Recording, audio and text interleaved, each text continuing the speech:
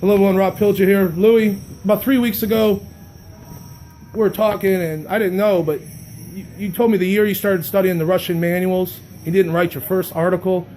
What was the year you first started studying the... Well, I started the Russian training in 1982 after, 12 years of disastrous training. Just the old progressive graduate overload, which doesn't work. I mean, I was bloody strong like everybody else, but always hurt and never made the lifts in the meet when I should. So I started doing Soviet training in early 1982, and I was lacking something in training, and I didn't know what it was, but what it apparently was science. I started applying general science and basic physics to my training, and you asked when I wrote my first article, and I wrote my first article about this training 6 years later, after making sure I knew what I was doing. 6 years after my first inquiry into Russian training, I wrote my first article. Then after that, people look at your early article writing. You just wrote a lot of articles, and it was easy for you to do because you were just writing about what you did in the gym. Oh, I've always had several world champions. We broke over 140 all-time world records, male and female, and so I've always been around top flight lifters. And you experiment with top lifters. You don't experiment with beginners. So we constantly work on coming up with new methods. And of course, it takes great lifters to prove this. And I've had them over the years. I've had extremely strong guys. A lot of people accuse me of bringing in great guys. Well, I started Chuck Vogelpohl, Kenny Patterson, George Howard. There's many, many people that never lifted weights till they came to my gym and went to their first contest and became world regulars. Then, of course, I brought established people in, like A.J. Roberts, 2,400 pound total. 4 years later, 28.55, broke 3 world records in the 308s, and that's just typical. Talk about, a lot of people look at the Westside method, they just see the repetition method, dynamic, max strength, but you have a lot of physics and mathematics go into your, that's how you came up with your system. Yes, basically there's 3 methods of proven training by science. And they're the max effort method, like you talked about, lifting the most weight possible on that particular day. That brings forth the most muscle units. And so that's why we have 1 day dedicated to absolute strength. Volume is low on that day, and the intensity hopefully is 100% plus, meaning we're going to break a new record, which we do 95% of the time, the entire gym. 72 hours later is a dynamic method. Where we use submaximal weights with maximal force. And for speed strength, it's 75 to 85%. And this is high volume. In the squats, for instance, it's 12 double the first week, 12 double second, 10 the third. It's all mathematics. It depends. It doesn't depend if you squat 400 or squat 1,000. It's all mathematics. It keeps you from overtraining. If you use those very percents and 25% band tension to accommodate resistance, and also add overspeed eccentrics. If you figure this out, a 400-pound squatter will move his set 85% weight at the very same speed that a 1,000-pound squatter will. And so that's why it works. As you get stronger, you also get faster.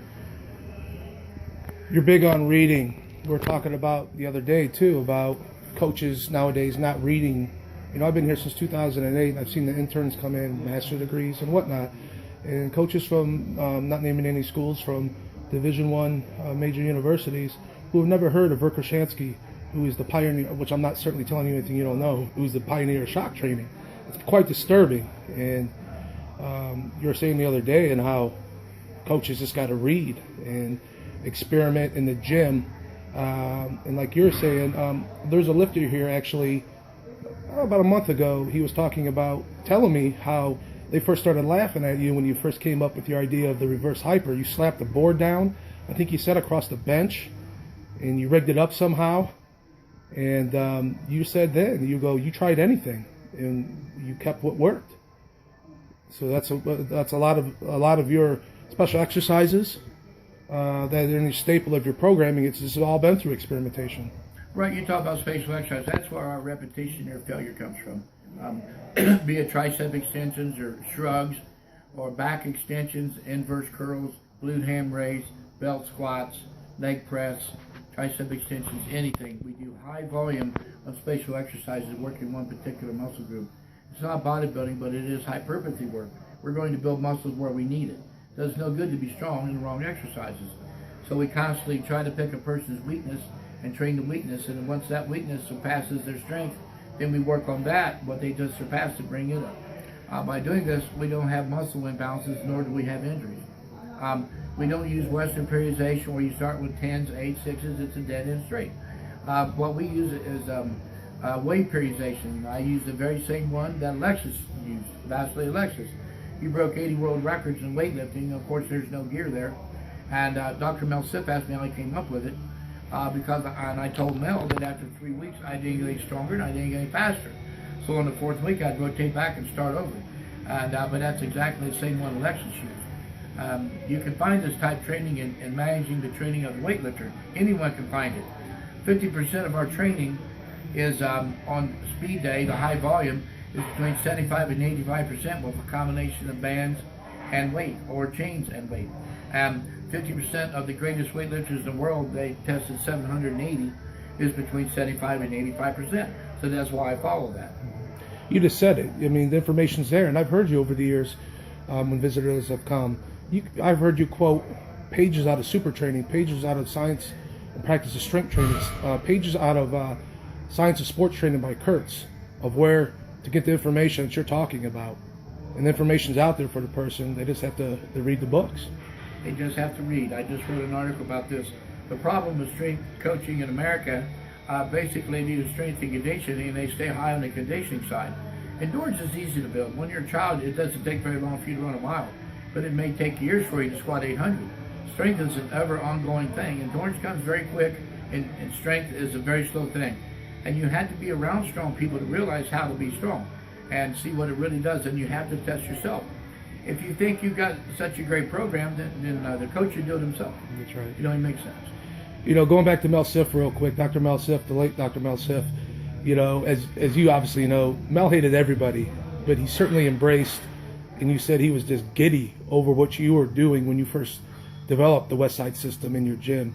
Briefly talk about what he loved about what you were doing, and you've told me too on countless presentations and seminars you've held where Mel would lose everybody talking about the science and the semantics and terminology of it. You could break it down in layman's terms of what he was talking about, because what he knew in the science you were applying in the gym, correct? Very correct. Yes, Mel was very scientific, of course, being a biomechanics expert as a background, and not being the greatest lifter in the world, and me bringing up forth great lifters, although he was around great lifters, but not full time like I am. So we were a very good combination. And Mel was amazed at the bands. I'm proud to say that I'm in super training for a combination method training where it's a combination of weights, bands, or chains, or other devices. In the beginning, I got the idea from Fred Hatfield, Dr. Squat as he was known, CAT, compensatory acceleration training, where you push as hard as you can throughout the full range of motions, basically with lighter weights, because Hill's equation states object of fast velocity produce small force. So Fred was smart enough to push as hard as he could to the full range of motion. Unfortunately, as your joint angles straighten out, you can handle much more weight at the top than you can in the bottom. So I realized this, and I started using bands and chains. A lot of people have said that Louie Simmons never invented bands and chains, and I said that's absolutely correct. I said I didn't invent toilet paper, but I'm smart enough to use it. Exactly. And people's asked me where did I come up with it. Well, a gentleman called me by the name of Dave Niedenthal, an older gentleman in New York. He wanted to know how to use weight releasers. I was talking about weight releasers for Mr. Kowalski in the very beginning years ago. And I told him how they would drop off the bar on the bottom. And he said, well, that works like chains. I said, explain what you're talking about. And he said, when they were young, they would attach chains to the bar. And as they would lower the weight down, the chain would deload, just like the weight releasers. But as an added value, they reloaded on the way up. So I said, well, I immediately started using chains. We went to 3 major contests over a year and a half. Then I wrote my first article about chains because I knew they worked. And then people asked about bands. I'd never heard of bands. I'd read Dr. Medvedev's in 1967 talk about you must apply bands, of course, to the bar. This is weightlifting, folks, not powerlifting, and of the old Soviet Union. But I had no idea. I mean, bungee cords didn't go to work for the weights we used. So Dave Williams of Liberty University called me up and said, Lou, I'll pay you money if you tell me what to do with bands. And I go, I didn't know what bands you're talking about. And he told me about Dick Hartzell at the time. Dick, Jump Stretch Incorporated, was the only one that had the bands. So believe it or not, next week, Dick came to town for a seminar for basketball, and he brought the bands with him. I put them on my shoulder. I had Dave Tate with me, and I put them on my shoulder, did a few squats, and said, I've got to have these bands. And I told him that I said, I'll revolutionize weight training in America with these bands. And also told him he'll sell lots of bands because of me, and I did. And that's how I came up with the bands, because Dave Williams asked me to, and through experimentation with myself, Dave Tate, and many, many others in the gym, George Halbert, Rob Fuser, it put a lot of us out of lifting, but I realized how much bait for the right size fish you have to do in experiments. And bands are sensational for acceleration and overspeed eccentric. You know, it blows my mind. You know, I heard recently a coach saying, you know, he's afraid to write articles. He used the word not afraid, but he doesn't know what to write about because everybody wrote an article. You didn't give a fuck what everybody else was doing. You looked at what was lacking and the bullshit that was out there, and you will say set the truth. And everybody knows you didn't create change, but you made them popular because everybody started doing what you were doing when you started using them in your training. But you also experimented, and you even told me you've had a lot of success, but there's a lot of failures. But that's how you learn, right? That's right. I did start writing articles because some of the articles were so pathetic it was ridiculous. For instance, I'd read deadlift articles and there wasn't one lower back exercise in the article. This made no sense to me at all. And so I started, you know, and most of the articles are by top flight guys in one particular lift. So that's why he's good. He was born to do one lift. George Halbert said if he wanted to learn how to train tries, ask George, because George had a tremendous hard time figuring out how to utilize his triceps. Said if you wanted to train pecs and delts, come to me, Louie Simmons, because I had a hard time developing those. So we spent uncounted hours trying to figure out how to make ourselves stronger. And so that's what counts. You don't take a person that comes easy, you take someone that really works for it. Exactly.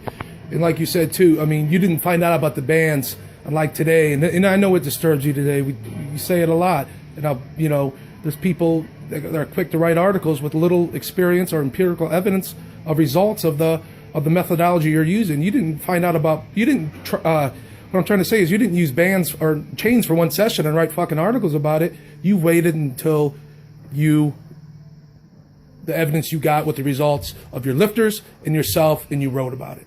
The very same thing held true for bands.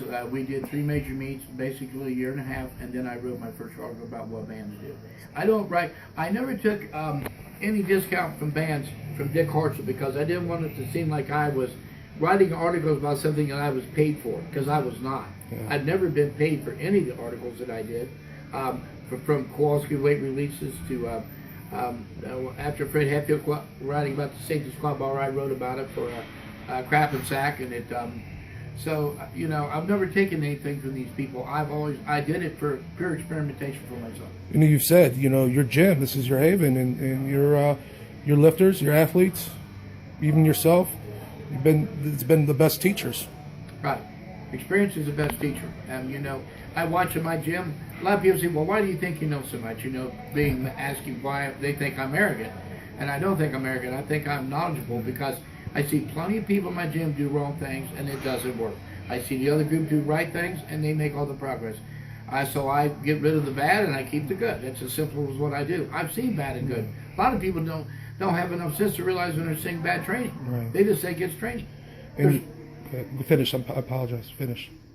But that's basically it. Like we said on numerous occasions, if people walk in your gym, you have a world record, a board full of world records. If your last world record would have been in 1987, for example, what would your gym be? Theory. It would be history. It'd be no. Yes, in theory, right. But you're constantly producing.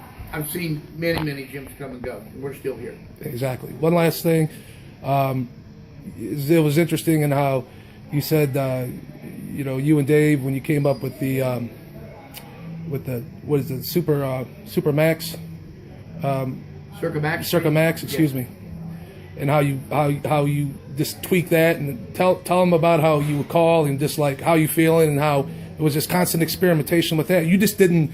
Basically, what I'm trying to say is, Circa Max, excuse me. You just didn't read about it and that was set in stone. Again, it was trial and failure and tweaking it, and you found out what worked. Yes, Dave and I would do Circa Max for 5 weeks straight. Not only that, we did 5 doubles, which is 10 lifts. later, and and I would call Dave's house because Dave. I said, "How do you feel, Dave?" He says, "I feel great."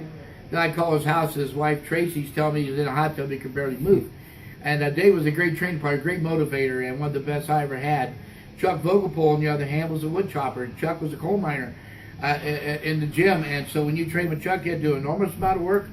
And that's why I was able to do things at 50 years old that no one else could do, because I had Chuck driving me into the ground and Dave making it actually fun.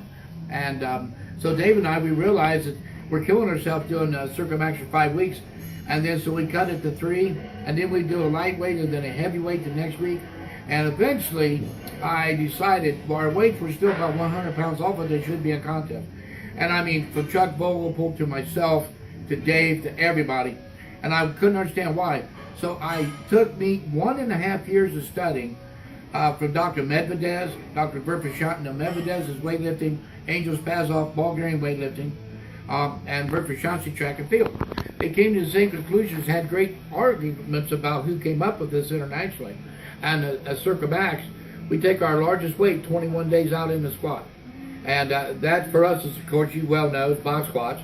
We'll use a suit with no straps, no knee wraps, of course, and briefs on a box. That's our biggest weight. Like basically a big squatter here will do, AJ Roberts did 740 and 440 a band. And then the next week he did 510 and 440 band and just briefs. And I want to point out something. He did 740 and 440 on Circumax, and that's 1180 at the top. He also did a strength phase, which is extreme, 700 pounds of band and made 510 pounds of weight. That adds up to 1,210 pounds. During this training cycle that he did, we went to a meeting, he squatted 1,205 pounds. That's how reliable it is. If you look at my Circumax, I have 75 people from 800 to 1,200, and it's within 2%. As the barbells percentages go up, of course, and the band tension slightly shrinks, it crosses itself only 2%. I once used 375 pound of band to get to an 800 pound squat with 5 plates, and to squat 1,000 pounds, 600 and a blue and a green band, 375, will squat 9 to 960. Larger men will squat more because of greater mass. Then we add a purple band, which is 440. If you make 6 plates in the 440, you are a guaranteed 1,000 pound squatter. Off the box, pause correctly, and breaking power. You have a unique coaching, how you coach, your mentality. Certainly one that I've always resonated with myself, coming from a fighting background. You come up with quotes, and it's your way of life. Run with the lame, develop a limp. But your gym is legendary for that atmosphere. Often often duplicated, never replicated, whatever. But that's the way it is here, and that's how you've produced world champions, and that's how a lot of these gyms can have all the equipment they want. They can buy your equipment, they can buy somebody else's equipment, but it's your mentality, it's your expectations, right? That have always made this. Right. And this is something that you're going to carry with you when you're gone. That's right. My gym is my life and my memories. I have a business, and my business is one thing. My gym is my life and memories. It's totally private. There's no sign. It's probably the most famous strength gym in the world, and there's no sign. And I believe we average about 20, 25 people at a time. All power. You have to be a powerlifter. We have a few fighters just to break the monotony. And but it's based on strength training and explosive, all strength training, all spatial strengths. Our best box jump in the gym here is 63.5 inches. I had a high school female jump on a 50.5. So we cover explosive strength to absolute strength. I like to think when people talk to me, I'm not a powerlifting coach. Anyone can be a powerlifting coach. I'm a spatial strengths coach. Again, go back to your coaching style. I remember you told me one story that always stuck out in my mind. I'm not going to say the lifter's name, but somebody says, "Oh, you're too hard on me." You stop talking to you, and you're like, "I'm not here to be your friend. I'm here to make you better." Right. A guy asked me, "Do I ever say you did a good job?" And I say, "No, I'm here to kick your fucking ass, and you better be here to kick my fucking ass." And that's the only reason you should be here.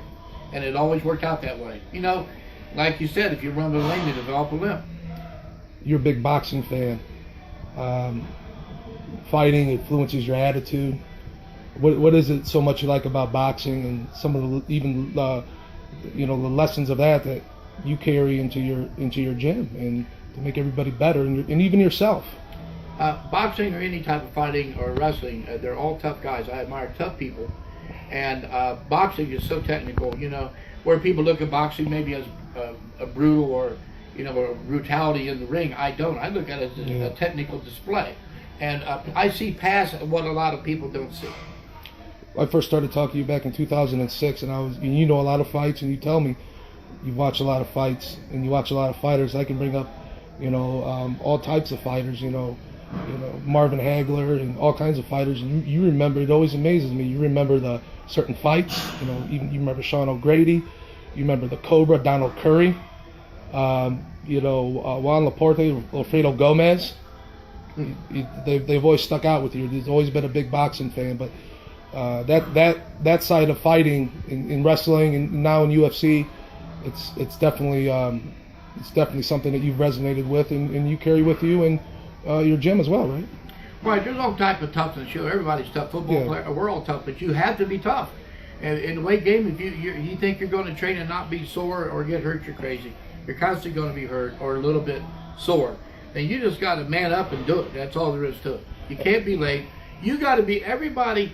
One thing I don't like in sports, especially football, talk about the quarterback being the leader of the team. Well, you tell me you got 10 followers?